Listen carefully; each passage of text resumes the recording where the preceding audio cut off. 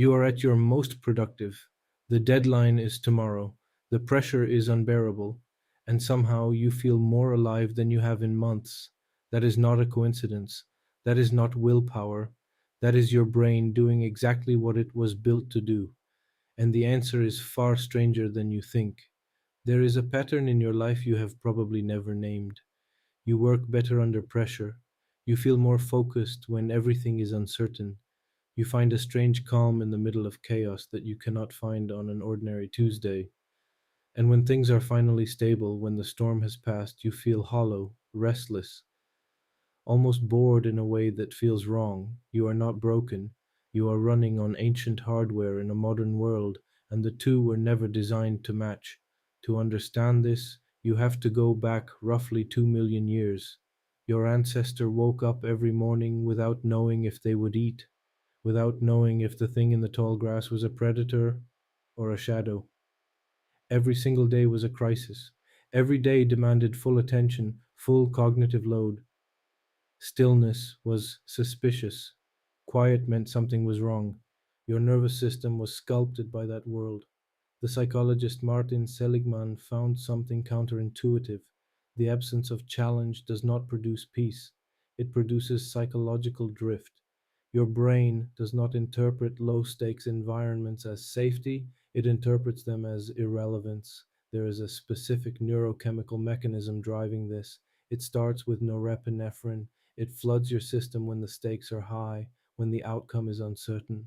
And it does something remarkable. It sharpens your attention to a point and creates a sensation that feels, unmistakably, like clarity. Researchers at the Karolinska Institute found that moderate threat levels actually enhanced working memory and decision speed, not reduced them. Your brain is not fighting the pressure, it is feeding on it. So when the walls close in and the clock runs down, your ancient brain recognizes the environment and it switches on fully the way it was always meant to. On the ordinary Tuesday, when there is no threat, no urgency, the same system idles. It sends a quiet signal that something is missing. That signal does not feel like boredom, it feels like dread. Psychologists call this the activation threshold. Your nervous system has a baseline level of stimulation it needs to feel oriented. Below that threshold, the brain does not feel safe, it feels unmoored, and the mind, seeking to return to something familiar, begins to manufacture its own crises. You have done this. You have turned a small comment into a catastrophe, found a reason to be anxious on a day when nothing was wrong, sabotage something going well, a relationship, a period of peace, because somewhere underneath the calm felt more threatening than the chaos. The neuroscientist Lisa Feldman Barrett found that the brain is not a passive receiver of experience, it is a prediction engine. If the model it has built includes the pattern that urgency equals purpose, then a quiet life will feel at the level of the body like something is broken. Your brain flags the absence of crisis as a problem and solves it the only way it knows how, by creating one.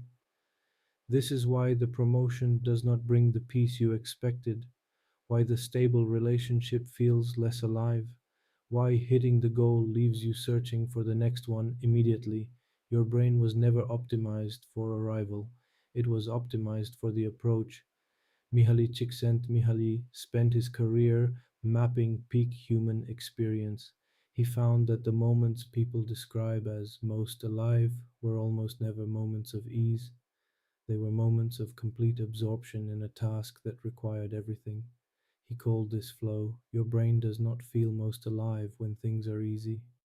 It feels most alive when the outcome hangs in the balance. Your ancestors lived inside that state every day, every hunt, every migration, every long season of scarcity. You live in a world that has solved the problems your brain was built for. It does not know what to do with that, so it reaches for the nearest available urgency.